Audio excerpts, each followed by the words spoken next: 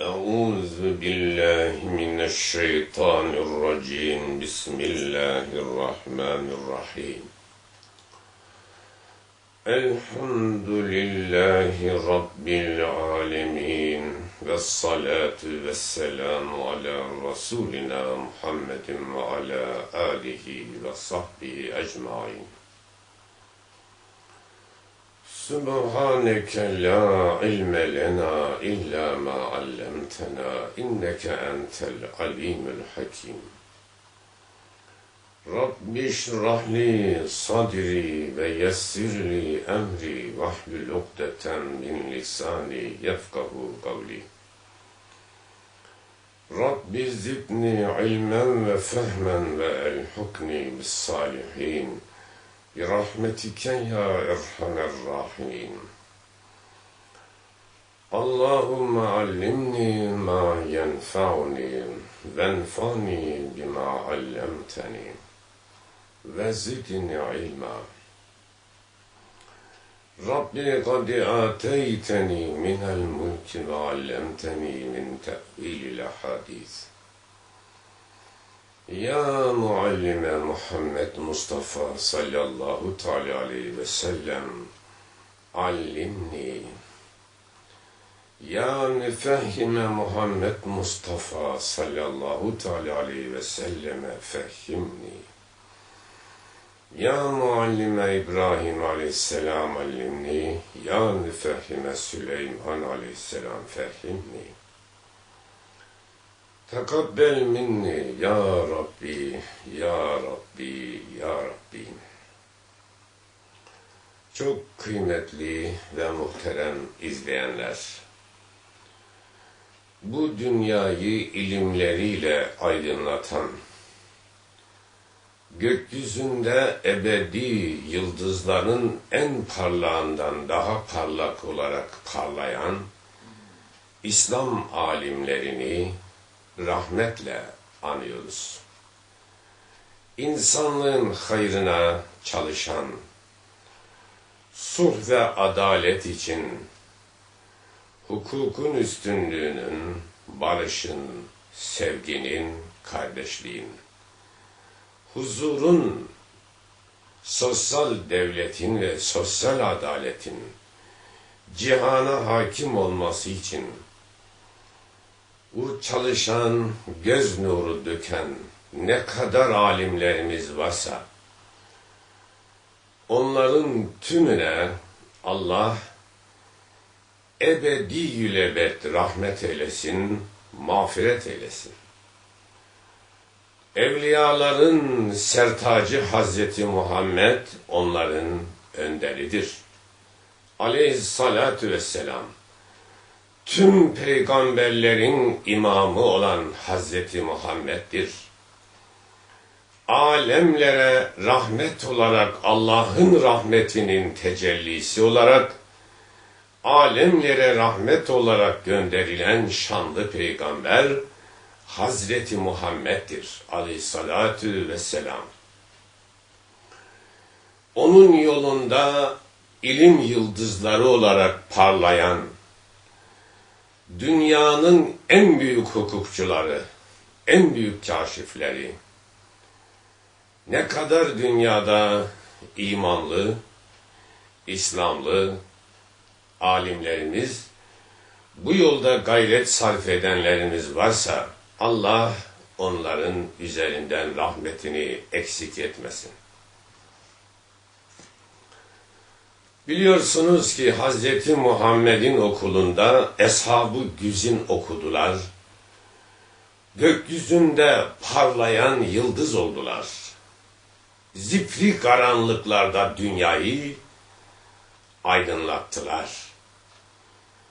Onların okulunda da tabi'in okudu. Tabi'in devri de yıldızlarla doldu. Gökler parladı.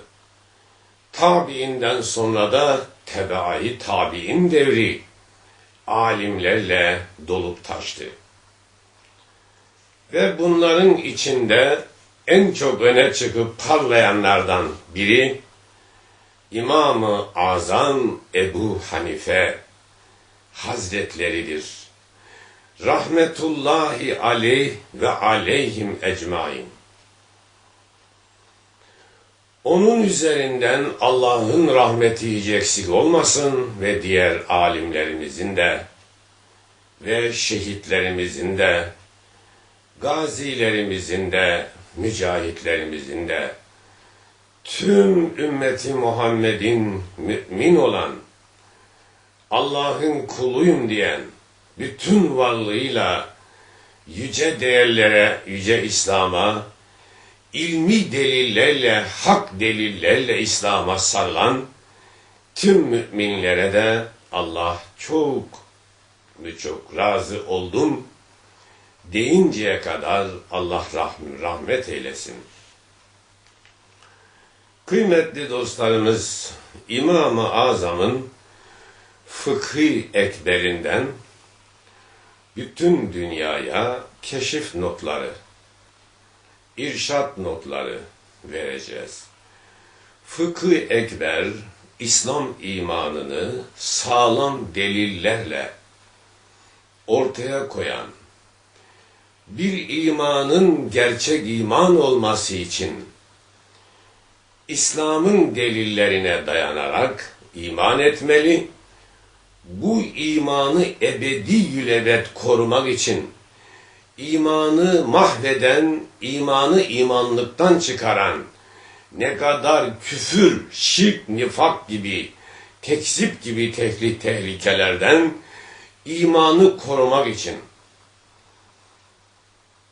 her alimimiz çok güzel eserler vermiştir. Ama İmam-ı Azam'ın Fıkhi Ekberi kaynak mı kaynak, kök mü kök bir eserdir. Bunu bütün dünyanın iyiden iyiye öğrenmesi, gerçek hak iman ile iman etmesi, bu imanı ebediyülebed koruması, bu imanla cennete girmesi gerekmektedir. İmansız cennete girmek yok. İman etmek kolay. İmanı korumak, imanı küfürden, şirkten, nifaktan korumak meselesi, işte zorluk buradadır. Bunun için dikkat edilecek ne kadar önemli konular vardır. İşte bunlara değinmeye çalışacağız. Kıymetli dostlarımız, salih kimselerin zikredildiği meclislere Hakk'ın rahmeti yağar buyurmuşlardır. İslam'ın büyükleri böyle demişlerdir. İmam-ı Azam da biliyorsunuz İslam'ın büyüklerinden, salih kimselerden, yüksek alimlerimizden, en öne çıkmışlardan birisidir. Onun için sevgili Peygamberimizin nesillerin hayırlısı benim çağdaşlarımdır.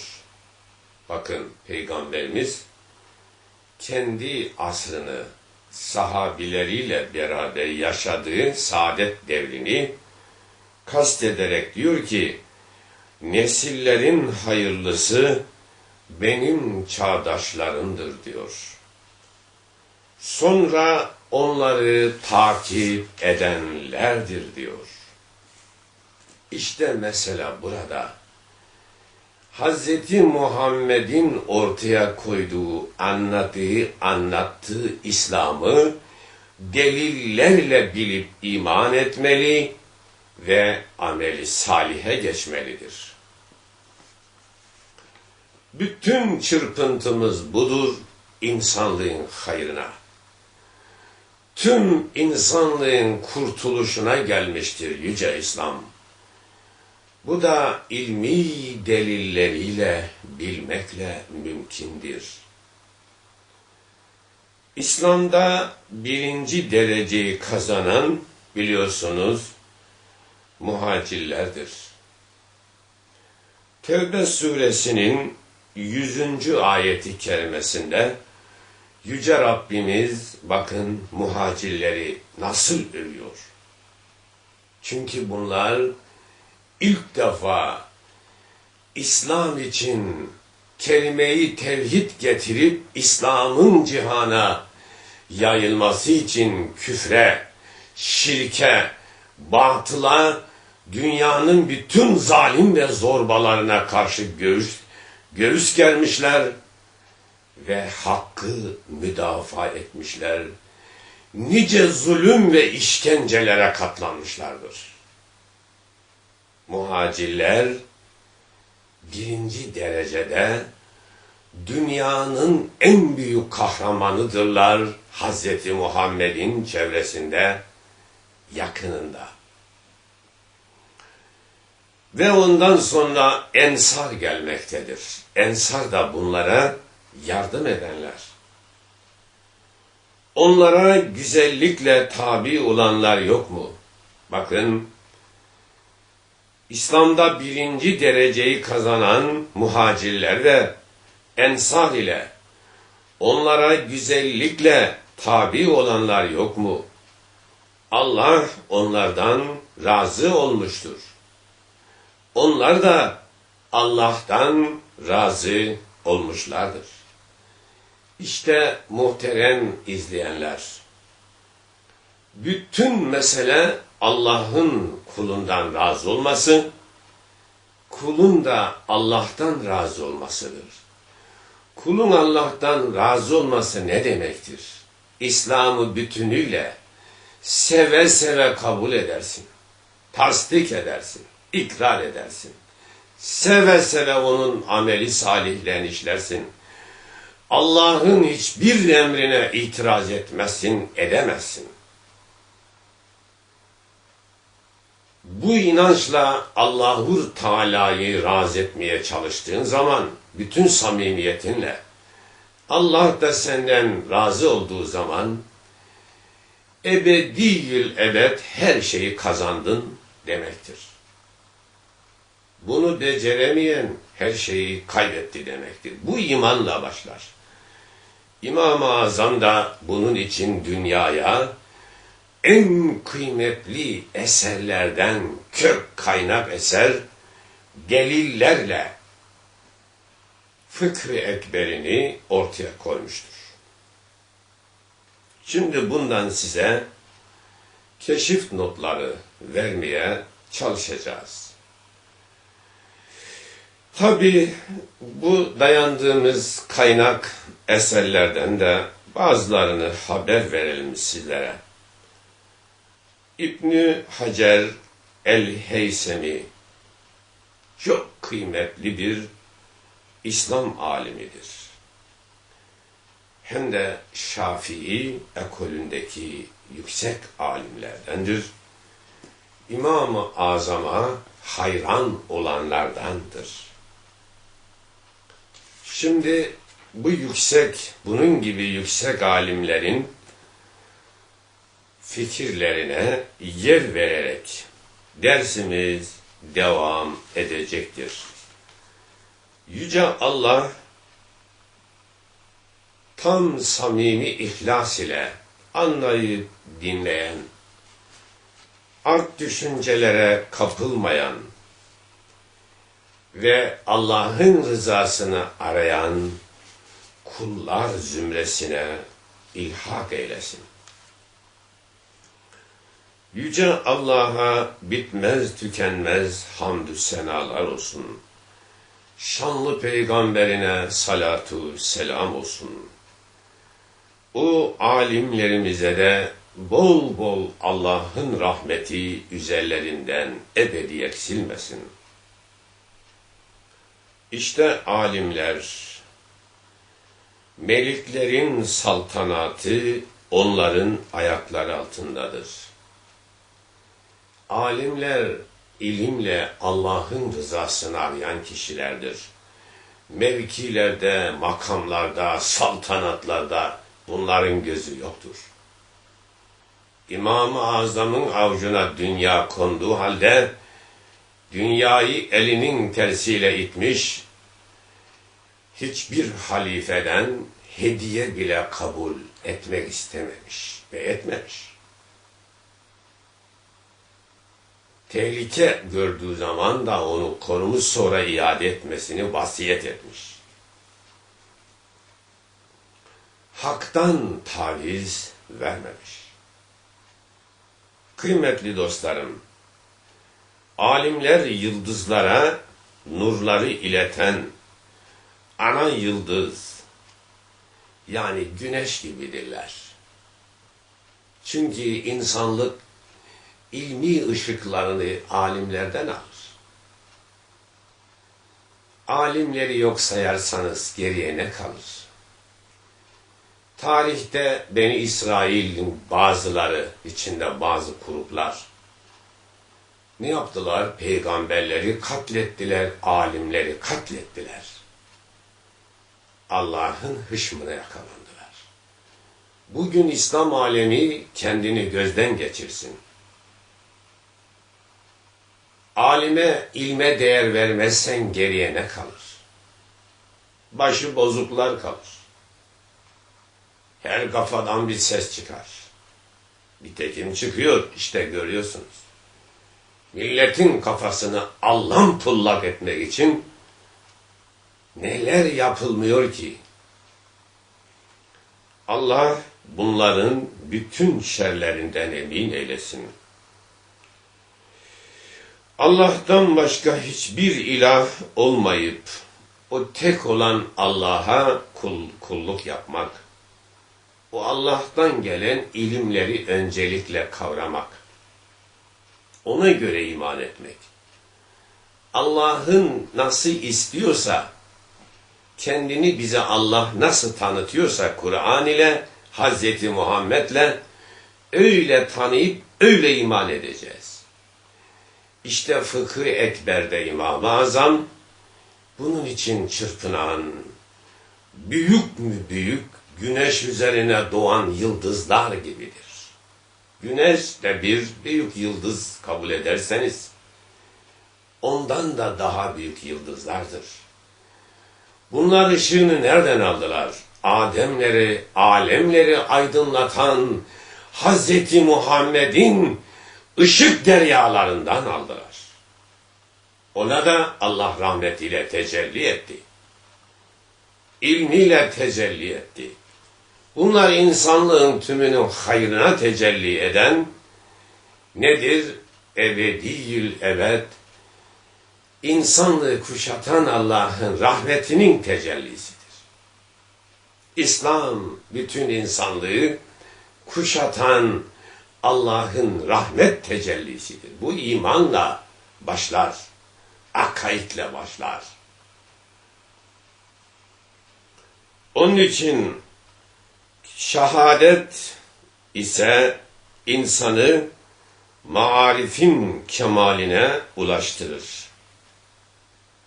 Kıymetli dostlarım, tevhid imanını elde etmek ve tevhid imanıyla şehadet getirmek ve mearifin kemaline ulaşmak, işte İslam seni bu zirveye çıkarıp oraya ulaştırmaya geldi.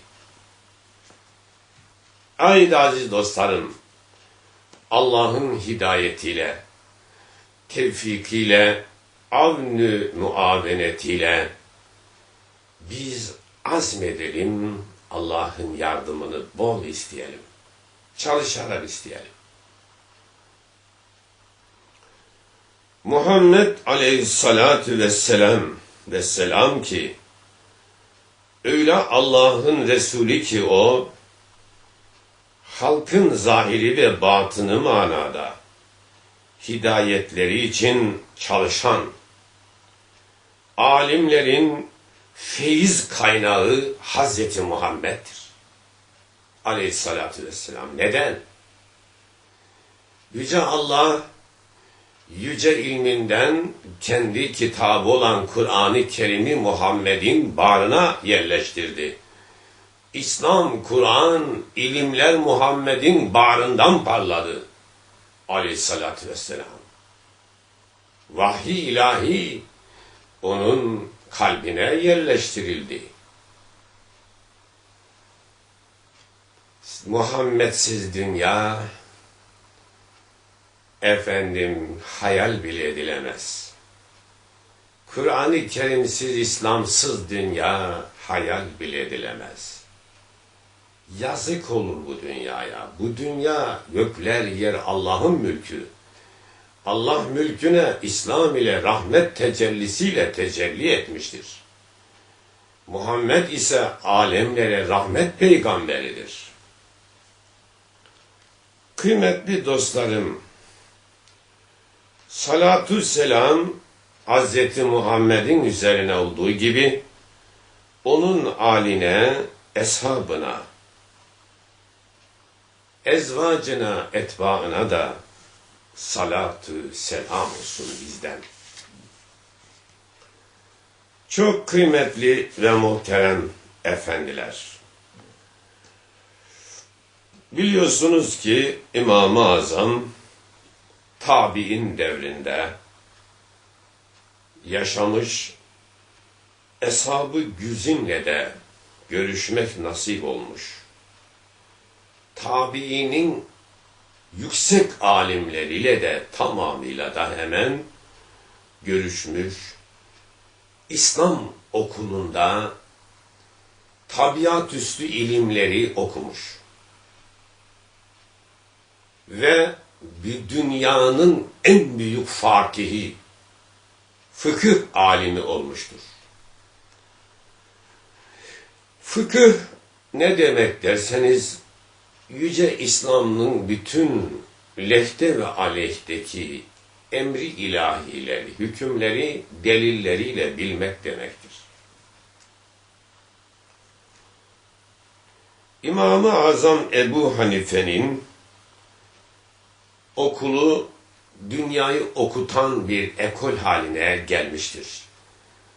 Artık dünyadan çok büyük müştehitler yetişmiş, alimler yetişmiş ama hepsi İmam-ı Azam'ın ekolünden mezun olanlardan faydalanmış.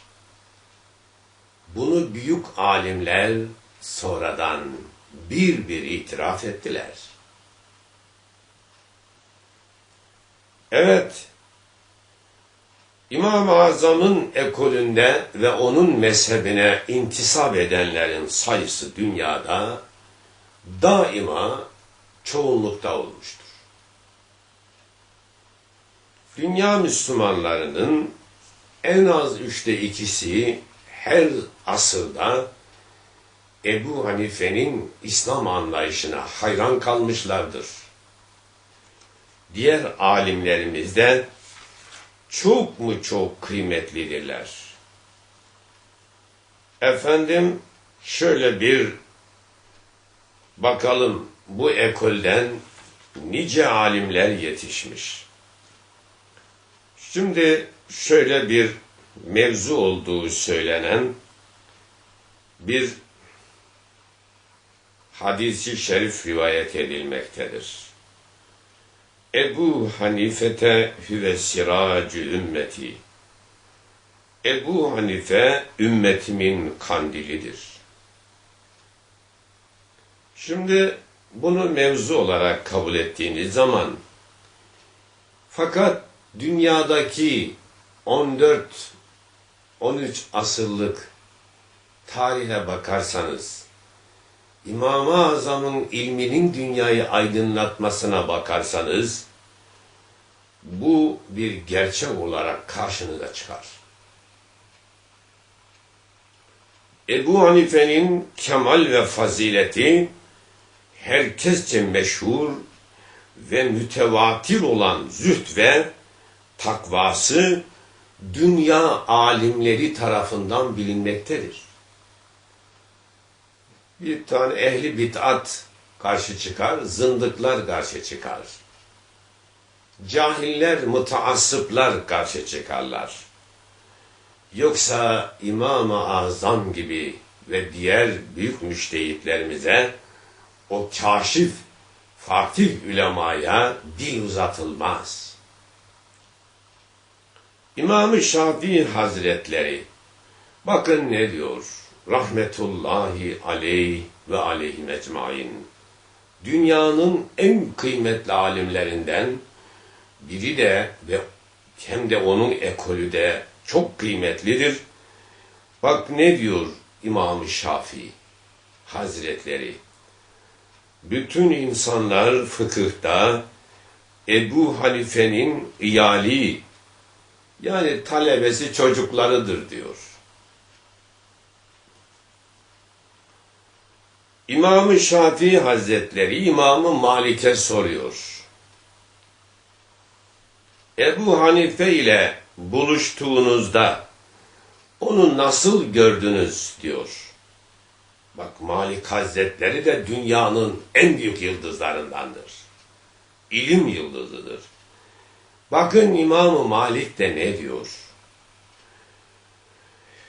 Bir kimse gördüm ki diyor, eğer şu direk hakkında altındır diye konuşsa delilleri ile ispat ederdi dedi. Bakın o da hayran. İmam-ı Azam'a o da hayran. Yine İmam-ı Şafii Hazretleri İmam-ı Azam'ın kabrinin yanında namaz kılarken Bağdat'ta, bakın, kunut yapmamış. Niçin yapmadığını sormuşlar da İmam-ı Şafii'ye. Şu kabrin sahibi bulunan imama hürmet ve edebimden dolayı kunutu terk ettim demiştir. Çünkü kunut hakkında İmam-ı Azam'ın dayandığı delilleri o biliyor. Kendi delillerini de biliyor. Onun için İmam-ı Azam'ın ilmine o da hayran. Çünkü bunların hepsi o ekolden faydalandılar. O delilleri, Kur'an-ı Kerim'i, sünnet-i icma-i kıyası, onlar oradan çok faydalandılar o delilleri güzel anlama konusunda. Bakın Fudayl bin İyaz ne diyor? Fudayl bin İyaz kim biliyor musunuz? Çok büyük alim ve evliya. Ebu Hanife fıkıhıyla maruf, takvasıyla meşhur bir kimseydi. Görüyorsunuz işte. Bir alim ve evliyanın dilinden Ebu Hanife fıkhıyla maruf, takvasıyla meşhur bir kimseydi. Şimdi Fudayl bin İyaz, Hicaz bölgesinin en meşhur alimlerindendir. Hem de evliyaların büyüklerinden, tasavvuf alimlerindendir. Bizim Müslümanlarımız tarihini, kendi alimlerini ne kadar biliyor, herkes kendini bir sorgulayıversin. Ne kadar biliyorsun kardeşim? Üzülerek ifade edeyim ki, Besmele'yi okumayı bilmeyenler, alimlere dil uzatıyorlar. Birisi onların ağzına mikroplu sakız vermiş, onu çiğniyorlar. Düşman onların ağzına tükürmüş, o tüklü sakız diye çiğniyorlar. İslam alimlerine dil uzatanların hali budur. Ehl-i sünnet vel cemaat yolunun göklere uzanan sağlam direkleri, amelde 4 mezhep, itikatta 2 tanesi öne çıkmıştır. Sadece bunlardan ibaret değildir ama bunlar öne çıkmış. Ehl-i sünnet vel cemaat yolu da budur, selef yolu da budur. Yüce İslam'ı doğru anlayanların ekolü de bu ekoldür. Buna da dikkat edin. Birine cahiller övüyorsa hiç değer vermeyin. Alimler övüyorsa orada bir değer vardır. İmam-ı Azam-ı cihanın alimleri övüyor. Bakın Abdullah İbni Mübarek ne diyor? Bu takvasından dolayıdır ki bir cariye satın almak istediğinde müşavere için uzun yıllar bekledi demişti. Dikkat et, hiçbir işini Allah'ın rızasına uymayacak işleri hiç yapmak istememiş ömründe. Cariye alırken bile. Nadır bin İbn Sümeyl şöyle diyor. İnsanlar fıkıhta sanki uykudaydı.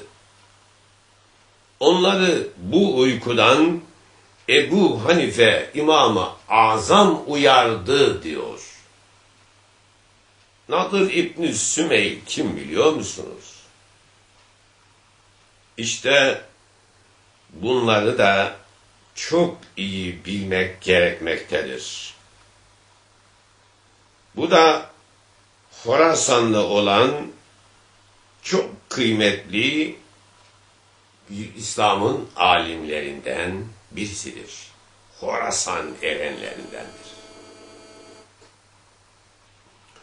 Kıymetli dostlarımız, yine İsa bin Musa, bakın, bu zat bugün dünyanın yegane allamesidir demiştir. Bu İsa bin Musa da İmam-ı Azam için böyle söylüyor. Abbasi halifelerinden Ebu Cafer el-Mensur'un da bu kardeşidir. Takvası ilmiyle de meşhur birisidir. Bakın Mansur yani halife, Abbasi halifesi Mansur İmam-ı Azam'a bir gün şöyle dedi. Ey Numan, ey Ebu Hanife, bu ilmi kimden aldınız dedi. İmam-ı Azam hayatında hiç de yağ yakmamış, tam doğruyu, istikametin tam adamı, onun alimi olmuştur. Allah çok rahmet eylesin. Ne diyor biliyor musunuz? İmam-ı Azam halifeye şöyle cevap verdi. Hazreti Ömer'den ilim alanlar vasıtasıyla Ömer'den aldım. Hazreti Ali'den ilim alanlar vasıtasıyla Hazreti Ali'den aldım. İbni Mesud'dan ilim alanlar vasıtasıyla da İbni Mesud'dan aldım diye gerçeği dile getiriyor. Halife Mansur da sen işini gayet diyor sağlam tutmuşsun diyor. Yani Hazreti İmam-ı Azam ilmini Hazreti Muhammed'den alanlar Eshab-ı Güzün'dir. Eshab-ı Güzün'ün de en öne çıkmış yüksek alimleri vardır ki işte onlardan diyor ilim alanlar vasıtasıyla oradan aldım ilimleri diyor. Şimdi bu halife imamın ilmini bu kadar takdir ettiği halde ne yazık ki o imama bakın zulmetmiştir. İmamı kadı yapmayı arzu etti. İmam-ı Azam'a dedi ki sen dedi baş hakim olacaksın. İmam-ı Azam kabul etmedi. etmeyince de ona 100 kırbaç vurdurdu. Böyle bir alime bu zulüm yapılır mı? Bu kim olursa olsun. Ve onu hapsetti. Hapiste Hakk'ın rahmetine kavuştu. Beytülmal eminliğini kabul etmediği için de 20 kırbaç vurdurduğu rivayet edilmektedir. Hazineleri de İmam-ı Azam'a teslim etmek istediler ama o onu da kabul etmedi. Çünkü İmam-ı Azam o görevi alınca birileri gelip orada adaletin önüne engel olacaklardı ve o da onları bildiği için katiyen haksızlığa bir defa tahammülü olmayan takvanın sahibi.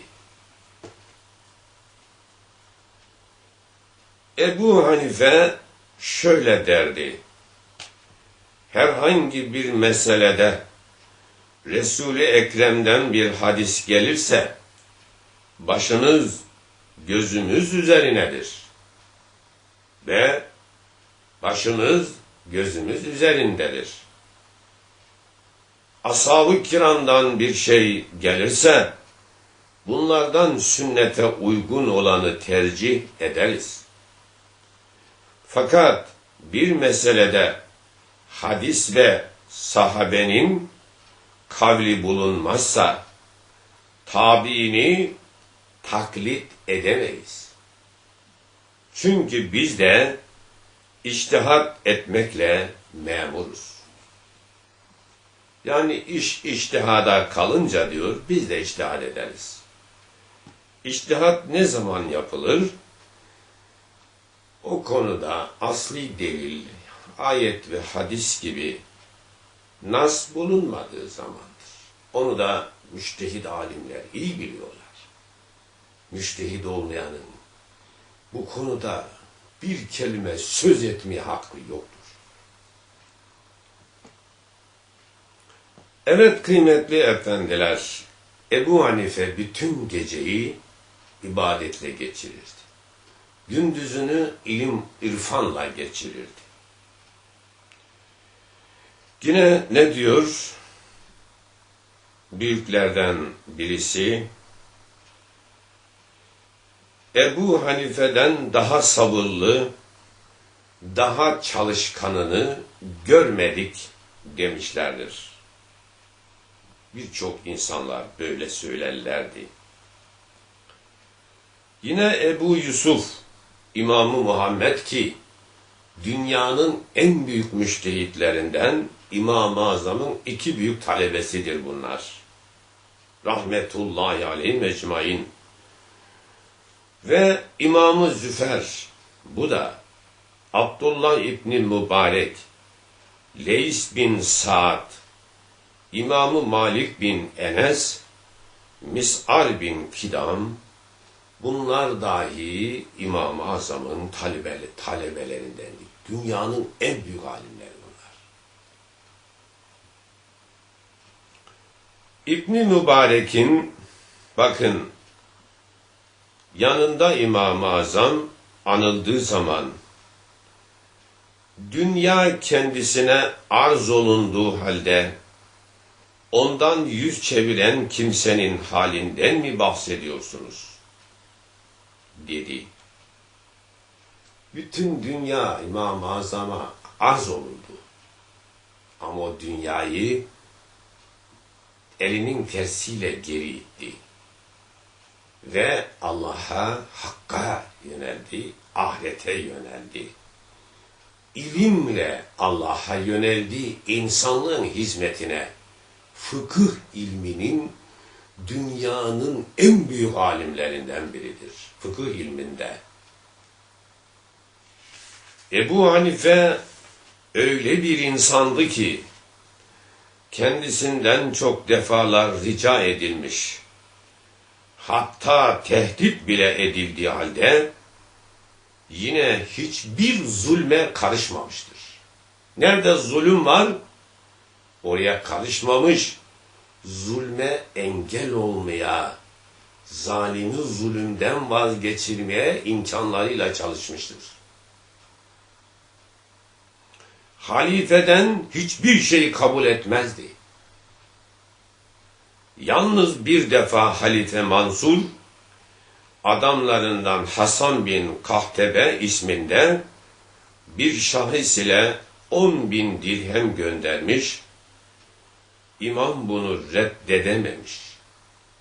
Oğlu Hammad'a vasiyet ederek, vefat eder etmez o 10.000 dirhemi ona getiren Hasan ismindeki şahsa iade etmesini istemişti. Yani geri iade ediyor, vasiyet ediyor. Oğlu Hammad babasının bu vasiyetini yerine getirmiş. Halifenin adamı Hasan ise ne diyor bakın, Allah rahmet etsin, babanız dinini bizlerden korudu diyerek hayretini belirtmişti. Bakın, İslam halifeleri adaletle hükmetmedikleri müddetçe onlarda da zulüm vardır, onlar da zalimdir. Adaletle hükmedeceksin. O zaman halifesin, o zaman hükümdarsın, devlet adamısın. Adaletle hükmedeceksin. Hazreti Ömer gibi, Ebu Bekir, Osman Ali gibi, Abdülaziz gibi, Ömer İbni Abdülaziz gibi ve tarihte dünyaya hakim olan cihan devleti kuran İslam hükümdarları gibi adaletle hükmedeceksin. İlmi ve alim önde ve yüksekte tutacaksın. İlmi ve alimi yüksekte tutmayan milletler zorbalara esir olurlar. Cahillere köle olurlar. Nitekim bak şu dünyanın haline. Dünyada bugün adalet, merhamet, sulh ve barış, kardeşlik olsa terör üretilir mi? İnsanlar kadın, erkek, çocuk demeden kitleler halinde insanlar öldürülüyor. İnsanlarda vicdan kalmamış. Hani medeniyet çağıydı? Hani insan hakları vardı? Nerede? Birilerine var, öbürlerine yok, öyle mi? Bu sırtlanlar alemindeki adaletten de daha büyük zulüm sistemleridir bunlar. Dünyaya barışı, adaleti bütün insanlığa egemen kılınız. İmam-ı Azam bunu önderi ve rehberidir. Bu dersi Eshap'tan, Hazreti Muhammed'den almıştır. Kaynağı Tabiatüstü Üniversite İslam'ın ilimleridir. İmam-ı Azam rahmetullahi aleyh ve aleyhi mecmain bir yüksek İslam alimidir.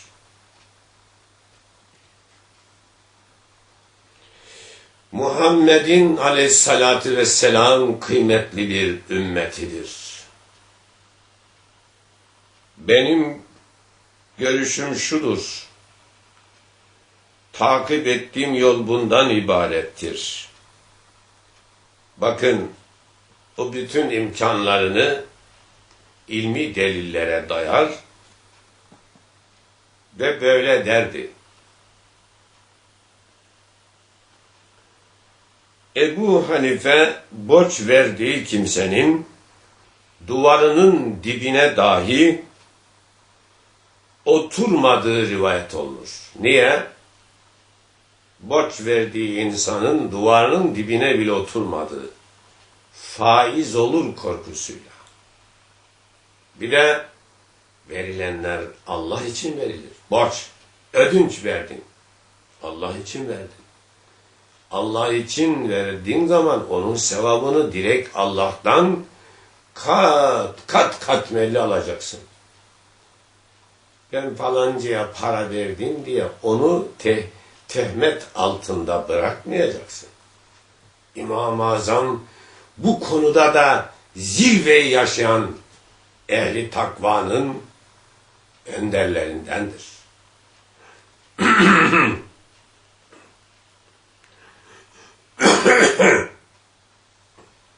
Ticarette vekil yaptığı kimseler eğer şeriata aykırı bir alışverişte bulunsalar, onların elde ettiği karların tamamını fukaraya dağıtırdı ve onu sermayesine katmazdı. Şeriata uygun olmayan bir alışverişi katiyen kasasına, sermayesine katmazdı. Şüphe etti mi onları götürür hemen fukaraya dağıtırdı. Ticarette de son derece helal kazanç peşindeydi. Alın teri. Kazancı vermek içindi, almak için değil. Ticareti vermek içindi, almak için değil. Bütün sermayesinden elde ettiği karları ulemaya, fukaraya, talebelere öncelikle yatırım yapıyor, mücahitlere yatırım yapıyor. Hep Allah'ın rızasına, ilahi kelimetullah'ın yükselmesine hizmet etmekten başka amacının olmadığı görülmektedir. Evet kıymetli efendiler, her İslam alimi kıymetlidir. İmam-ı Azam da çok kıymetli olan zat-ı muhteremlerdendir. İmam-ı Azam'ın menakıbı hakkında bu zikrettiklerimiz hududu belli olmayan denizden bir damla gibidir. Daha İmam-ı Azam hakkında bunlar birer damla. İmam-ı Azam ilmin deryası. İmam Allahu Teala'ya esmasıyla dua ederim. Bu dua bereketiyle sanıyorum dedi bir gün. Bunun için söyledi, gece gündüz insan gücünün üstünde tahammül edilmez, geceleri daima abid, gündüzleri zahid ve mücahid. Sürekli ilim okutuyor, geceleri ibadette, Allah'ın huzurunda kıyam duruyor. Buna güç yeter mi diye soruyorlar. O da bu cevabı verdi. Yani güç kuvvet benden değil, Rabbimden geliyor dedi. Evet kıymetli efendiler, insanlık için İmam-ı Azam Allah'ın ilimle insanlığa bir tecellisidir. İlmi tecelli, rahmeti ve lütfudur. Çünkü İslam dini kıyamete kadar İslam alimleriyle devam edecektir. İslam mükemmel bir din. İslam'da eksik yok, kusur yok. Eksiklik, kusur onu bilmeyen cahillerde ve insanoğlunda işte dünyaya İslam'ı doğru tanıtacak bu şekilde alimler var ola gelmiş, var ola devam edecektir. Ama kökü inkar ederseniz dallar işe yaramaz. O dallar kurur gider. Yani bugün çıkmış birileri kendini öne çıkarmış. Ne İmam-ı Azam tanıyor, ne Malik tanıyor, ne Şafii, ne Hanbeli tanıyor. Kendi aynada kendi egosundan başka bir şey görmemiş. Hatta geçmişini neredeyse yok etmeye de çalışıyor. Bunlar cahil ve serseridirler. Bunlara sakın değer vermeyin. Bazıları da İmam-ı Azam'ın arkasına saklanarak kendine terviç yapmaya çalışıyor. Bunlara da dikkat edin. Samimi olmayanlara dikkat edin. Kıymetli efendiler, Ali Yülkari de İmam-ı Azam hakkında Fıkh-ı Ekber'in şerhini yazanlardandır. Ve Taftazani gibi ve diğer birçok kıymetli alimlerimiz bu konuda çok güzel bilgiler vermişlerdir. Biz de sağlam kaynaklara dayanarak sizlere İmam-ı Azam'ın Fıkh-ı Ekber'inden keşif notları vermeye çalışacağız İnşaallahu Teala. İmam-ı Beyhaki'nin tahriç ettiği bir hadisi şerifte Peygamber Efendimiz aleyhissalatu vesselam şöyle buyurmuşlardır. Mehma utitun min kitabillahi fel amelu bihi fela uzre li ahadin fi terkihi fe illem yekun fi kitabillahi fe sünnetun madiyetun minni fe illem tekun sünnetun minni fema gale ashabi inne ashabi bi menziletin nücumi fis semai fe eyyuma ehaztum ihtedeytum ve ihtilafu ashabi leküm rahmetun. Sadaka Resulullah ev kema kal. O alemlerin rahmet peygamberi Hazreti Muhammed bakın ne buyurdular aleyhissalatu vesselam. Allah'ın kitabından size herhangi bir hüküm verilirse, yani Kur'an-ı Kerim'den herhangi bir hüküm verilirse, onunla amel lazımdır. Terk edildiğinde özür kabul edilmez. Özür olmayanın ne özrünü kabul edeceksin? Eğer aradığınız hükmü Allah'ın kitabında bulamazsanız, benim sünnetime tabi olunuz. Sünnetimde de hükme ait bir şey bulamazsanız, ashabıma dediklerine sarılınız. Yani benim eshabıma müracaat ediniz. Onların dediklerine sarılınız. Zira eshabım gökteki yıldızlar gibidir. Herhangi birinin sözünü alsanız hidayet bulursunuz.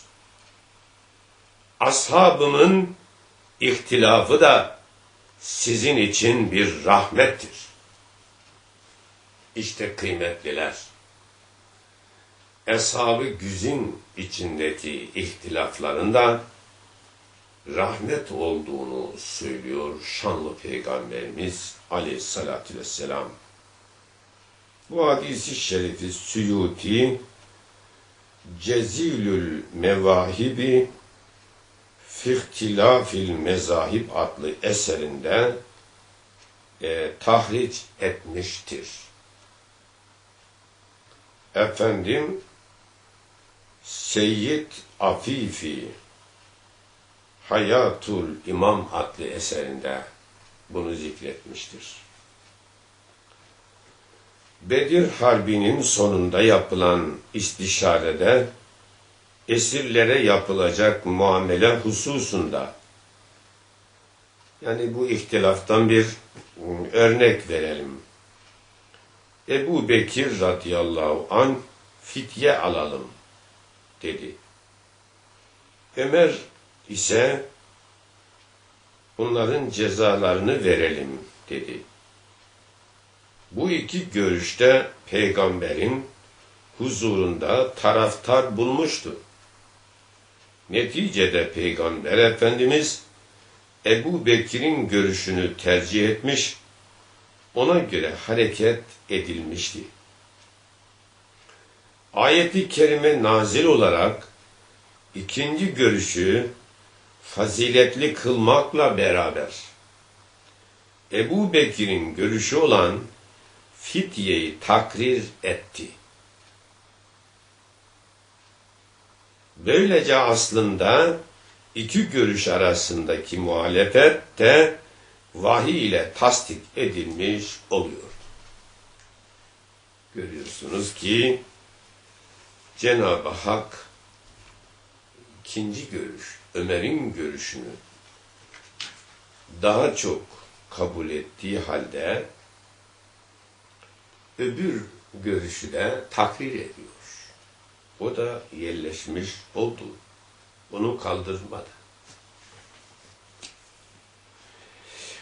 Kıymetli dostlarım, işte daha sonra İslam alimleri, tabi aramızda, biz onların arasında, onlar bizim aramızda sürekli ne eshab kalır dünyada, ne tabi'in kalır.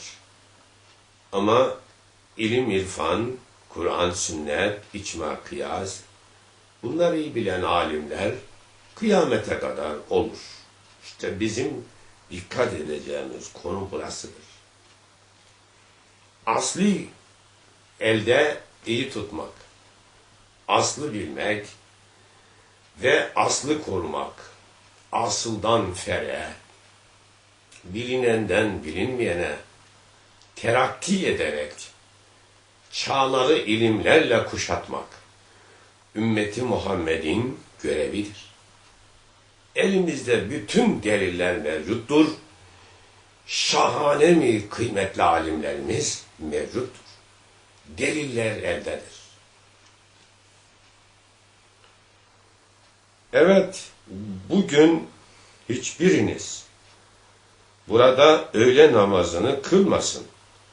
Beni Kureyze yurduna vardığında orada kılsın buyurmuştu Peygamberimiz. Ve bu da değişik şekilde uygulandı. Ama hiçbirine Peygamberimiz itiraz etmedi. Hangisine tabi olursanız hidayet üzere olursunuz. Bakın eshab-ı yüzünden hangisine tabi olursanız ama sağlam o kaynağı iyi ele geçireceksin. Hidayet üzere olursunuz buyuruldu. Evet kıymetli dostlarımız, rastgele taklit İslam'da yok. İlmi belgelerle. Müştehidin ilminden dolayı müştehid taklit edilir. Niye? Müştehid ilimleri delilleriyle bilir. Müştehid olmayan hiç kimse taklit edilmez. İmam-ı Azam mezhebindenim demenin anlamı budur. İmam-ı Azam'ın ekolündeki bütün alimler İslam'ı, Kur'an'ı, sünneti, icmayı, kıyası, asli ve feri delilleri ne yapıyorlar? İslam'ı delilleriyle biliyorlar. Onun için onlar o ekole intisap edenlere de Hanefi mezhebinin müntesipleri deniyor. Burada ilim esastır. Belgeler, deliller, diğer ekoller de böyle.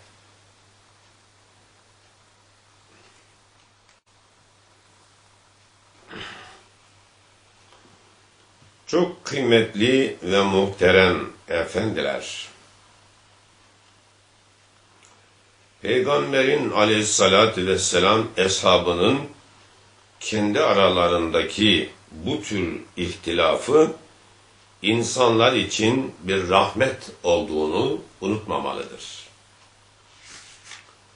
İbn Sa'd, Ömer İbni Abdülaziz'in şöyle dediğini rivayet eder.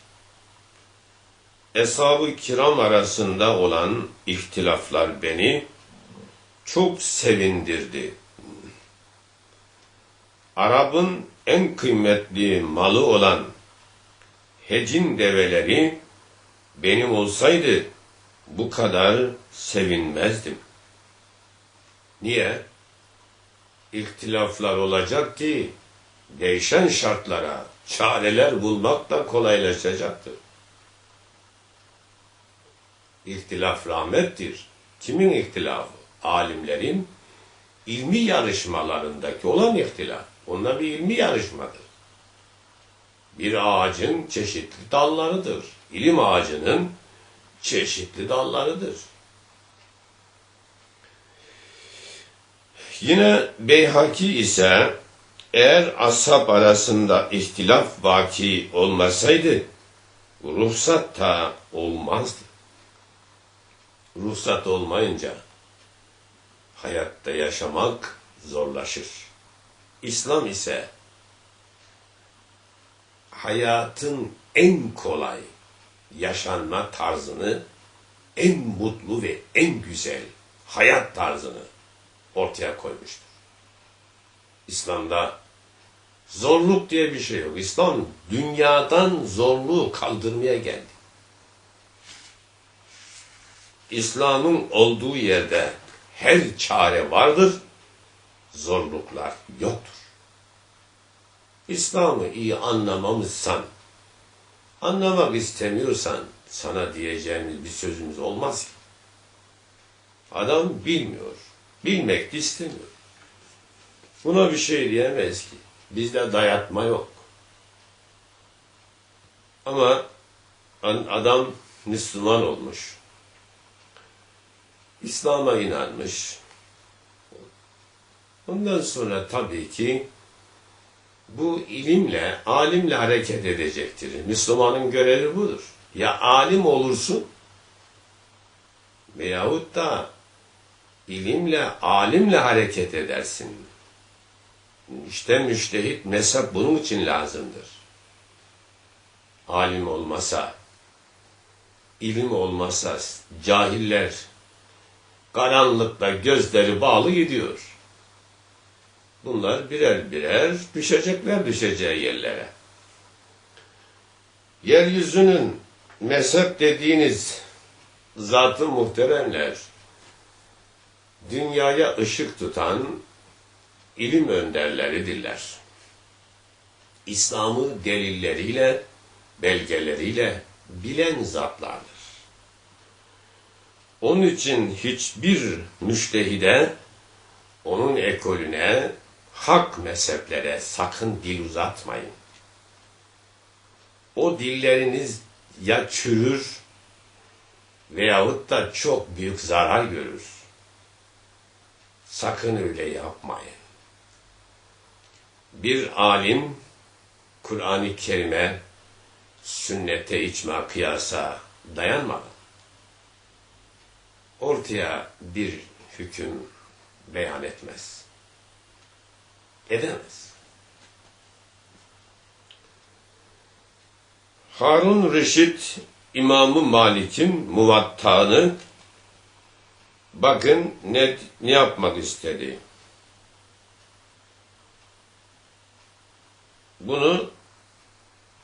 Bu kitaba insanları mecbur etmek istedi.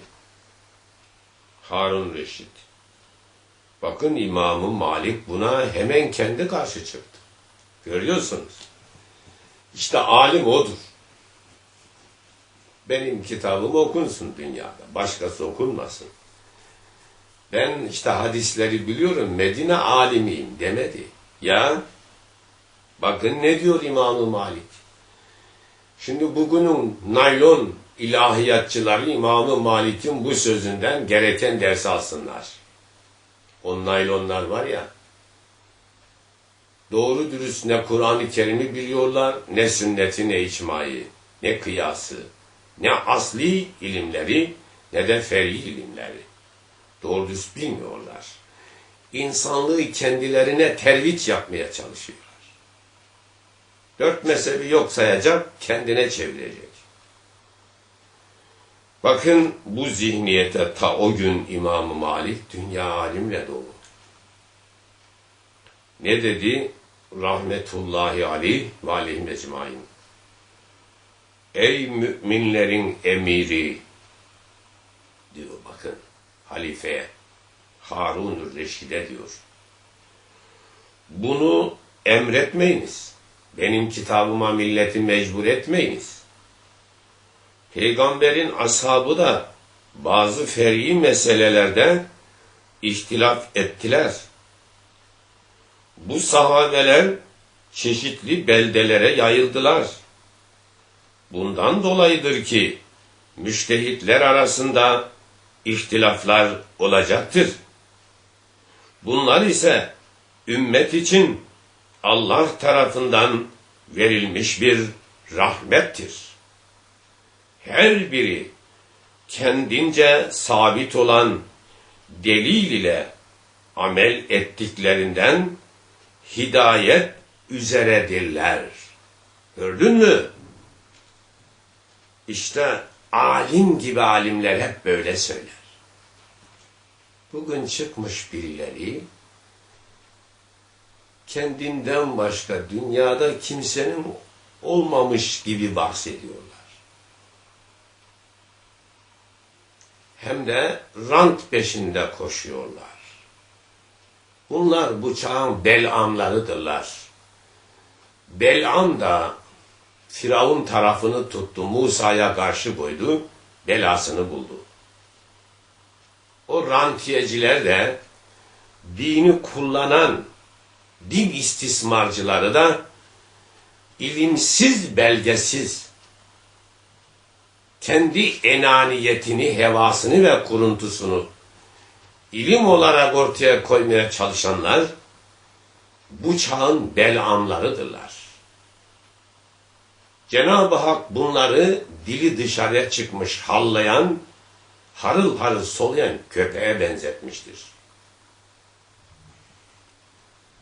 Alim ilmiyle amel edendir. Ona buna rastgele ağzındaki mikropları saçan demek değildir. Alim ilmiyle amel eden, cihana ilmin ışığıyla cihanı aydınlatandır. Müslümanlara ateş püskürüyor birileri, ondan sonra birkaç tane sırtlanın alkışını alıyor ve kitap satıyor. Veya cahillerin veya gafillerin veya tertemiz insanların, bilmiyor çünkü, bunların alkışını alıyor ve oradan rant sağlıyor. Bunun içinde öyle sırtlanlar var ki ona alkış tutan, Müslümanları karalıyor ya, orada İslam düşmanlarının o işine geliyor. Ey Belam! Kur'an-ı Kerim'i, sünneti anlat, ağzındaki pisliği Müslümanlara bulaştırma, insanlığa bulaştırma. En zayıf Müslüman senden daha şereflidir. Cahil olduğu halde. Çünkü senin gibi art niyeti yoktur. Art düşüncesi yoktur. Rantiyeci ve istismarcı değildir.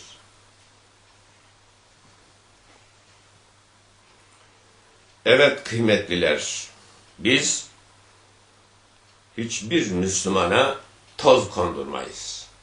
Ama cehaletle savaşırız. İlmi belgeleri ortaya koyarız. Bu insanlığa olan görevimizdir. Herkes ne kadar çalışırsa, gayret ederse o kadar faydalanır. Sonra otorite kimdeyse, güç kimin elindeyse, onlar da kendi imkanları kadar baş sorumludurlar. Herkes görevini doğru yapmalıdır. Herkes görev başına. Ey Abdullah'ın babası, Allah seni her işinde başarılı kılsın dedi. Malik Hazretlerine halife böyle dedi, dua etti. Malik'in bu sözü halifenin de çok hoşuna gitti. Sakın böyle bir şey yapmayın. İnsanlara çok çeşitli kabirler ulaşmış. Hadisler ve rivayetler, eserler dinlemişlerdir. Bu bakımdan her beldenin halkı takip ettikleri yolda serbest bırakılmalıdır. Çünkü her beldenin halkının önünde bir alim vardır. O alimin de elinde ilmi belgeler vardır.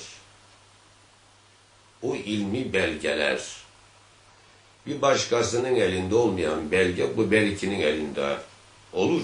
Yeter ki Kur'an-ı Kerim'i bilsin, sahih hadisleri bilsin. Ve müştehit derecesinde veya müştehitlerin yolunu takip edecek kadar bir ilme sahip olsun. Her müştehit içtihadında isabet eder. Allah'ın hükmü müştehidin zannına tabidir. Diyenlerin sözlerinin kıymeti anlaşılır. Böyle diyen değerli zatlar vardır. Çünkü gerçek müştehitler için bunlar.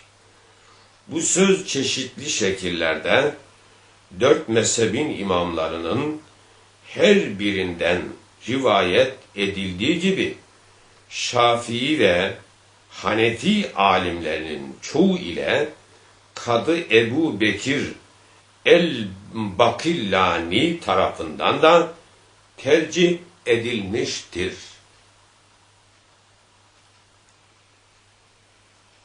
Evet, kimdir bu zat-ı muhterem? Kadı Ebu Bekir Muhammed el-Bakillani.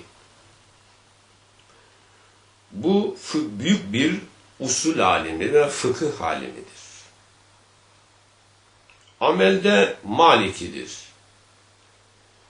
Ve Basra'da doğmuş. Ve Bağdat'ta vefat etmiş kıymetli bir alimdir. Rahmetullahi aleyhim ecmain.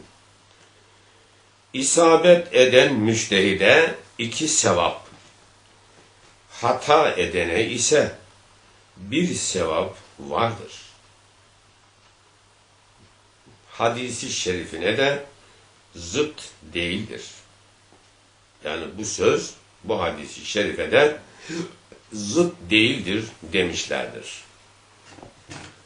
Kıymetli efendiler, İmam-ı Suyuti'nin de dediği gibi hata eden tabiriyle evla ve eftal olanı idrak edemeyen kastedilmiştir. Yoksa hata değildir bu. Nedir? Evla vardır, bir de eftal vardır. Aradaki derece farklıdır. Aynen Bedir Harbi'ndeki esirlerin durumunda olduğu gibi eftal olan neydi orada? Esirler hakkında Hazreti Ömer'in fikriydi. Peki kabul edilmediği halde hüküm niye değiştirilmemiştir? Bakın, eftal olduğu halde hüküm değiştirilmemiştir. Çünkü o an için öyle olması da Cenab-ı Hak tarafından kabul edilmiştir. Bakın burada evla ile eftal müştehitlerimizi yani hakkında konuşurken ölçülü edep ve terbiye sınırlarını aşmamak gerekir. Evet, Hazreti Ömer radıyallahu anh verdiği bir hükmün daha önce kendisi tarafından verilen hükümle birbirini tutmadığı zaman Bakın, buraya da bakın. O zamanki içtihadımız öyleydi. Şartlar onu gerektiriyordu. Şimdiki içtihadımız da böyledir demiştir. İçtihatlar içinde bulunduğun şartlara göre. Aslında hiçbir değişim olmaz. Şartlar değişir. O asil olan hükümler değişen şartlara uygulanır. Müştehit bunu güzel bilir. Evet, kıymetli izleyenler, ilimden nasip almak, bir insana Allah'ın hikmet nasip etmesidir. Yüce Allah'ın en çok hayır verdiği insanlar dünyada fıkıh ilmini iyi bilenlerdir. Allah birine eğer fıkıh ilmini nasip etmişse ona çok büyük hikmetler, hayırlar vermiştir. En büyük rütbe verilmiştir. İşte bizim fakihlerimiz böyle kıymetli zatlardır. İmam-ı Azam da rahmetullahi aleyh bunlardan biridir. En önde gelenlerindendir. Birbirine zıt iki görüşe sahip olan iki müştehit, kendilerine birbirine zıt iki şeriat verilen peygamberlere benzer. İkisinin de sözleri doğrudur. Mesela geçmişteki peygamberlerin şeriatları bir sonraki peygamberin şeriatı tarafından nesedilmiştir. En sonunda Hz. Muhammed'in şeriatı geçmişin tamamını yenilemiştir. Onun için müştehitlerin içtihatları da diyor, bunlara benzer demişlerdir. Bunu diyen kim? İmam-ı Kerderi. İmam-ı Şafii'nin böyle söylediğini rivayet etmiştir ki, bak bunu söyleyen İmam-ı Şafii Hazretleri'dir. Yani İmam-ı Azam'ın içtihadı beni tutmuyor diye tenkit etmiyor bak. Veya benimki ona uymuyor veya ötekininki buna uymuyor demiyor. Niye? Hepsi aynı kökü inceliyorlar. O kökte nice dallar olduğunu keşfediyorlar. Bunlar müştehitler, kâşif alimlerdir. Efendiler, Nas'a, delile ya da icmaa muhalif şekilde yapılan içtihatlar hatadır, batıldır. Eğer Kur'an-ı Kerim'e aykırıysa bir içtihat, sünnete, delillere aykırıysa işte bu batıldır. Bunda hiçbir müştehit yapmaz. Evet, Kadı İyaz Eşşifasında hak ve doğru olan söz, bütün müştehitler içtihatlarında isabet etmişlerdir sözüdür. Kadı İyaz böyle diyor. Evet kıymetliler, Kadı İyaz kimdir? Kadı İyaz Mağrib'de doğmuştur. Yani Kurtuba'da kadı olarak bulunmuştur. İslami ilimlerde allamedir, cihan alimlerindendir. Bakın müştehitler hakkında böyle diyor. Aklını başına al. Kimisi çıkmış Maturidi beğenmiyor, kimisi çıkmış Eş'ari beğenmiyor, kimisi çıkmış Maliki'yi beğenmiyor, kimisi Şafii'yi, kimisi Hanbeli'yi, kimisi de İmam-ı Azam'a dil uzatıyor. Sizin haddinize değil bunlar. Aklınızı başınıza alınız. Bunlar İslam dinini delilleriyle bilip keşfeden zat-ı muhteremlerdir. Dikkat edin. Bunlara rahmet okuyun, rahmet. Bütün dünya onların ilmi mirasını harcıyor. Mezhepsizler bile. Mezhepsizlere bu ilimler hangi kanaldan geldi? 4 mezhebin alimleri, bütün muhaddisler, bütün fakihler, bütün müfessirler, bütün diğerleri, hepsi bu 4 mezhebe bağlı olarak ilmi delilleri koruyarak geldiler. İlmi delillerle o ekolün alimleri getirdiler bugüne kadar bunları.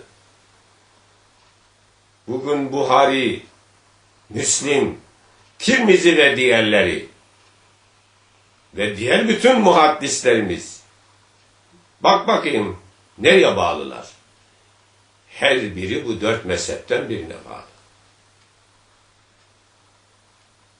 Bunların içinden Mutezilesi, Hariciyesi, ötekisi berikisi kaç tane var? Bunların elinde ilmi delil mi var? 4 mezhebin içinden hırsızlık yapan, hırsızlar 4 mezhebe dil uzatan haydutlar. Hem oradan alıyorlar alacaklarını, hem de oraya dil uzatıyorlar. İnsaflı olmak lazım. İnsaflı olmak lazım. Senin kafandakinden ibaret değil. Deryaya bak, çevrene iyi bak, bütün delilleri araştır. Ondan sonra bir ömrümü bu ilme ver. İmam-ı Şafii'nin gençlik yıllarıyla sonraki yılları bir değil. Gazali de böyle. Gençlik yıllarına bakıyorsun bir Gazali, bir de olgunluk devrine bakıyorsunuz bir Gazali. Diğer alimler de böyledir. Alimlerin ve doktorların, bakın, ilmi zirveye çıktıktan sonra bunlar gerçekleri daha iyi anlarlar. Anlamışlardır. Bunun için acele etmeyiniz. Okuyunuz.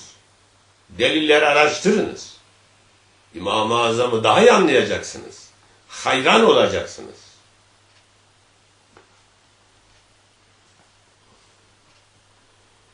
Bir değil her müştehit içtihadında isabet eder. Bakın, imamlardan pek çoğu, bazıları böyle demişlerdir. Bir meselede içtihad eden 2 müştehidin ikisi de isabet etmiş sayılırsa da hak birindedir. Sözüyle Şafii'nin onlardan biri isabet etmiş, diğeri hata etmişse de hata edenin hatası affolunur. Bu yine biraz önce sözü geçen evla meselesi, eftal meselesi. Dışta birbirine zıt gibi görünen bu sözlerin ifade ettikleri mana birdir. Bazen de zahirde ayrı gibi görünüyorlar. Fakat asla bakarsanız manada birleşiyorlar. Bunu anlamayan kişiler bunlar birbirine zıtmış gibi zannediyor. Öyle de değil. Her biri hak ve hidayet üzeredir. Bakın, müştehitlere bu selahiyeti Yüce Allah Kur'an-ı Kerim'de vermiş, Peygamberimiz sünnetinde vermiştir. Bunlar istinbat alimleridir. İstinbat ayetlerine aç da bak.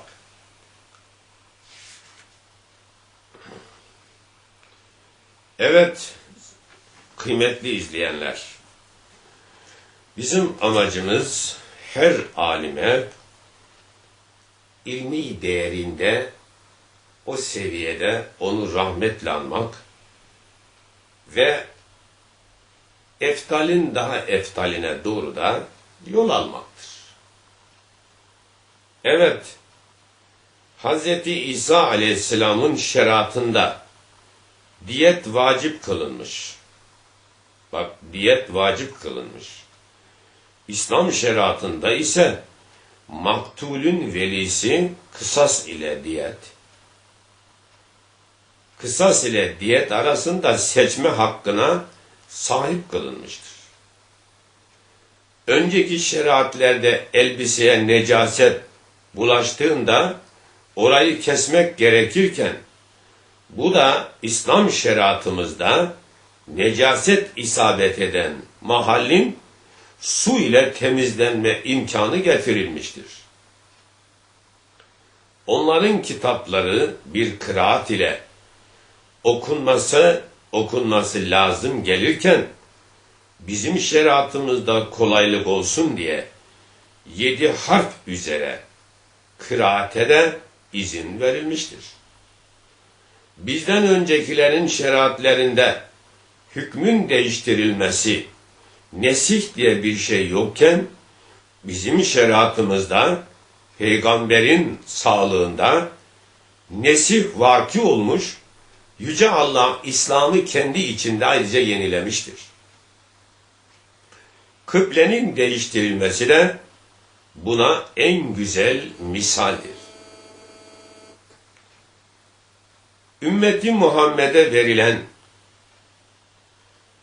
buna benzer daha birçok kolaylıklar vardır.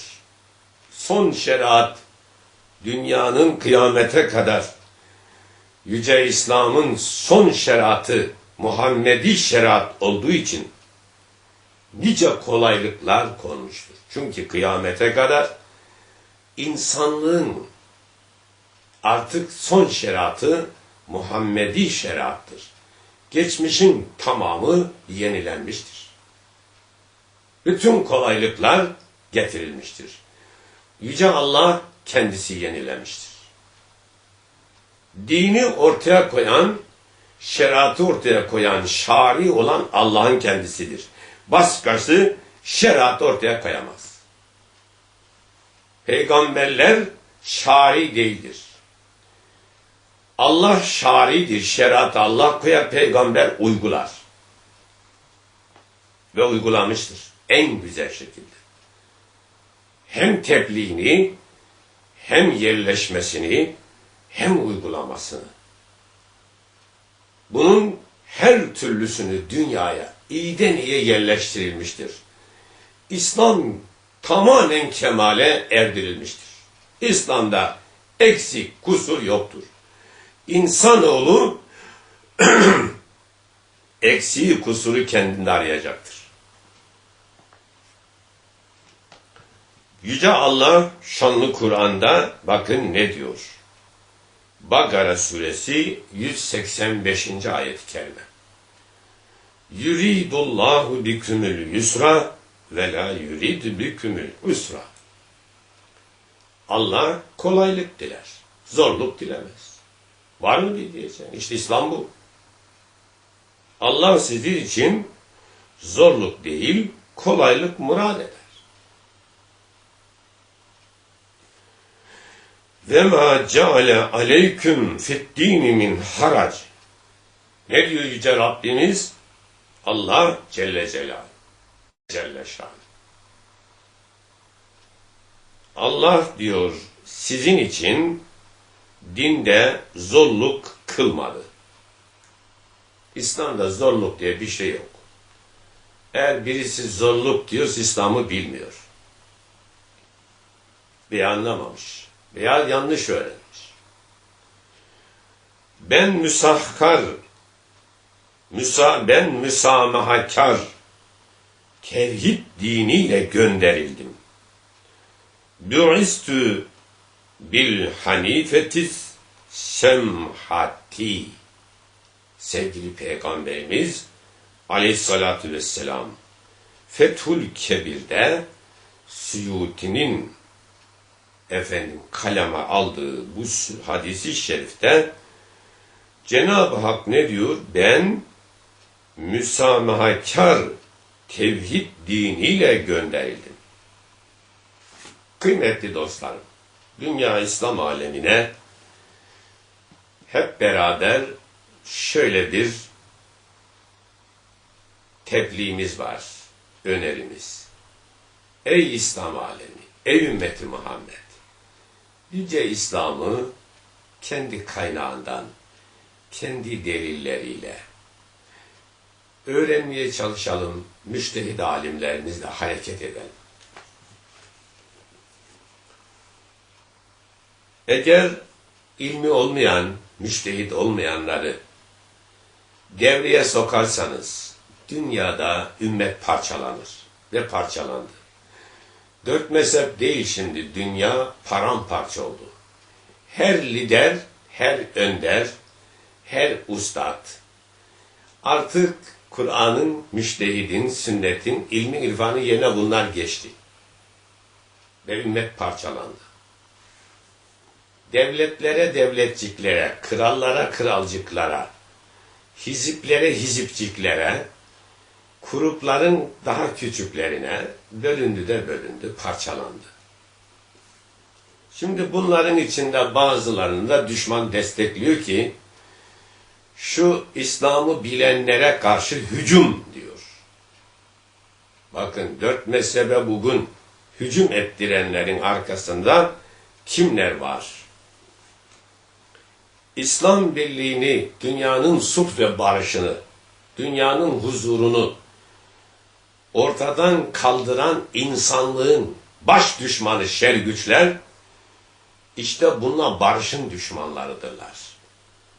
İslam dünyanın barışıdır, sulhudur, kardeşliğidir. Bunu yok ederseniz, parçalarsanız ve o hiziplerin, grupların başına ehil olmayan insanları getirirseniz, vay geldi o cahillerin haline, onları ne yolda kullanıyorlar? Kullanırlar. Yazık olmaz mı? Yazık olmuyor mu? İnsafla düşünelim, insanlığa acıyalım, ümmeti Muhammed'e acıyalım. Biz ümmeti Muhammediz. Bütün insanlık, bütün çağlar, bütün milletler, Muhammed'in çağları, Muhammed'in ümmeti aleyhissalatü vesselam. Çünkü o insanlığın tamamına gelmiş bir peygamber. İnsanlığın tüm kurtuluşu demektir. İşte evrensel, küresel barış İslam'ın kendisidir. Kavim peygamberi, ırk peygamberi değil ki, Arap peygamberi, Türk peygamberi, Doğu Batı peygamberi değil ki Muhammed. Cihan peygamberi. Bütün milletlerin peygamberi. Kur'an-ı Kerim evrensel kitap. Onun için insanlığı bölüp parçalamayalım. Allah birliği emrediyor. Tevhidi, vahdeti emrediyor. Önce insanlığı hakta birleştirelim. O zaman sulh ve barış dünyaya hakim olur. Adalet gelir. Sosyal devlet, sosyal adalet. Nerede bunlar? Birilerine olacak, öbürlerine olmayacak, öyle mi? Yüce İslam bütün insanlığın huzur ve refah için gelmiştir. Tabi inanırsa, inanmayana zorlama yok, bizde dayatma yok, zorbalık yok bizde. Biz de gerçekleri söyleriz. Ama insanlığa zarar verilmesine de gücümüz olursa müsaade etmeyiz.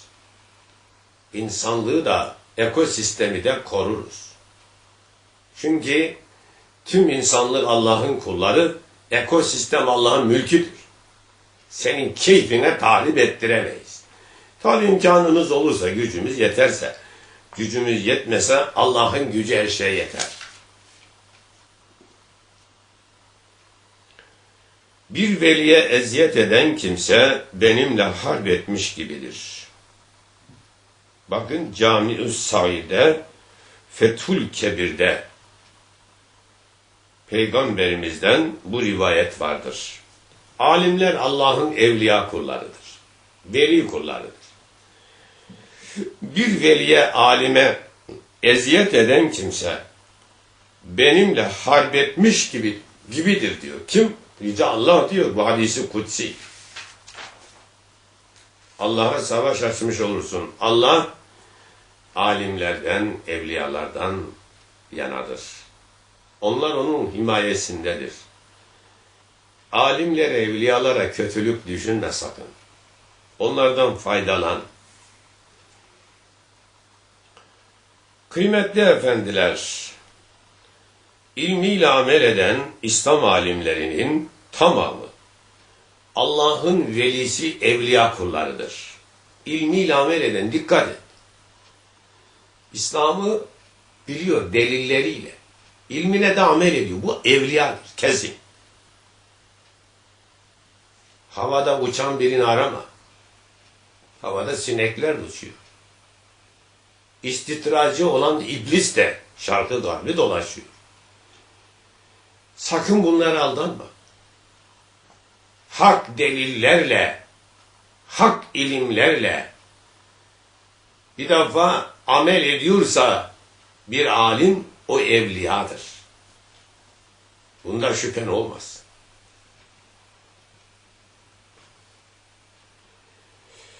Onun için bakın bizim büyüklerimiz böyle demişlerdir. Ve gerçektir bu, haktır. Çünkü evliya olmanın Kur'an-ı Kerim'de geçen derslerimizde bunların hepsini Kur'an-ı Kerim'i biz keşif notlarıyla, az ve özünü irşat notlarıyla, hayat veren nurun dersleriyle Kur'an-ı Kerim'in tümünü size verdik. Şimdi de artık fıkıh ilmini, fıkıh deryasından size notlar, irşat notları, keşif notları vermeye çalışacağız ve çalışıyoruz. Şimdi derslerimiz böyle devam ediyor, edecek. Allah'ın lütfu keremiyle, her başarı lütuf ondan. Bütün alemlerde ne varsa kudret, kuvvet hepsi ondandır. Rabbini iyi tanı. Kıymetli efendiler, birbiri üzerine taftil için hasmane sarf edilen sözlerin sahiplerinde ahlak, din ve takva yoktur. Adam kendi alimini methedeceğim diyor, öbür alimleri hakaret ediyor. Bunlar ahlaksız insanlardır. Zır cahil bunlar. Şeyhim da benim şeyhim diyor. Başka birisini görmemiş ki. Bu bir tek kuş görmüş, başka kuş görmemiş gibi insanlara benziyor. Dünyada alim de dolu, evliya da doludur. Biz İmam-ı Azam'a hayranız ama bütün alimlerimize de hayranız. Hepsine rahmet okuyoruz. Çünkü bunlar eshabın okulunda, Muhammedi okulda iyi okumuşlar. Allahümme salli ve sellim ve barik ala Muhammed bi adedi ilmi. Radiyallahu anhum ve erdâhum ecmaîn. Rahmetullahi aleyhim ecmaîn. Mezhepler hakkında bakın konuşmaktan, kötü söz konuşmaktan kaçınmak lazımdır. Bunlar vahim sonuçlara götürür.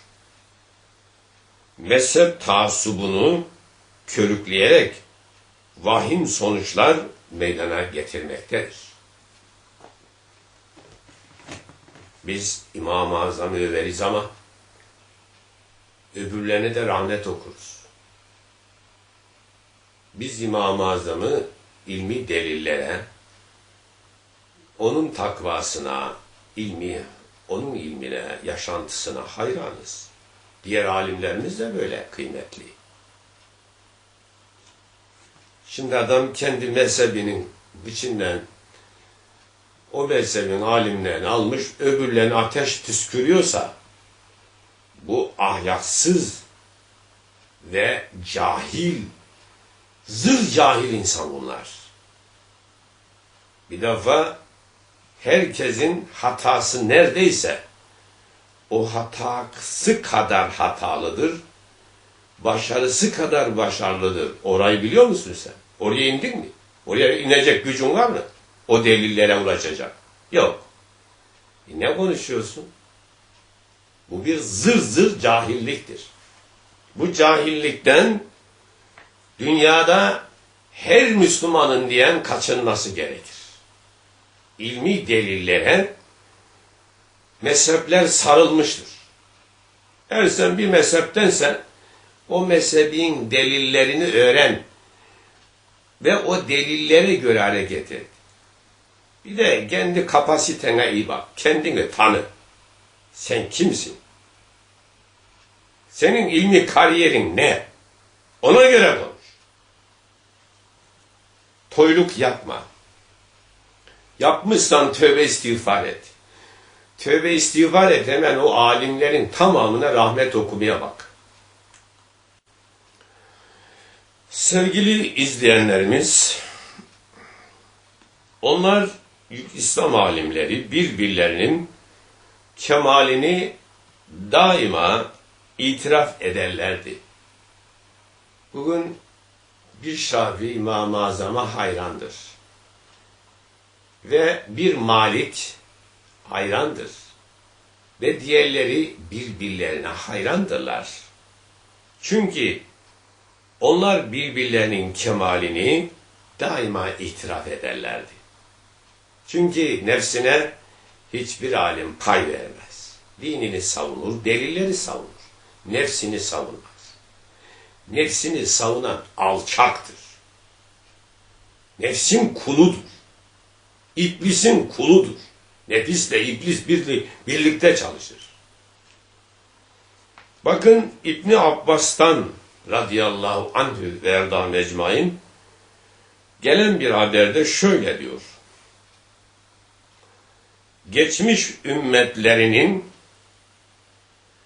helak sebeplerinden bazıları büyüklerine dil uzatmaları ve din hususunda şiddetli münakaşalara düşmeleriydi diyor.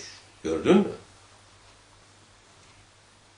İlmi delillerle hareket eden din büyüklerine dil uzatır mı? İlmi delillerle hareket et. Bugün İmam-ı Azam'ın bütün İslam'ın delillerini bilerek fıkıh ilmini dünyanın en büyük hukukçusu. Delillerine bak. Oraları o keşfetmiş. Sen de oraya ulaşacak kadar senin kaşifliğin var mı? O bir hukuk kaşifi. Dünyanın en büyük kaşiflerinden. Malik de öyle.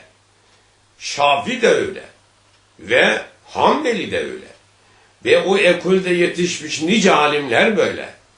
Nice allameler yetişmiş.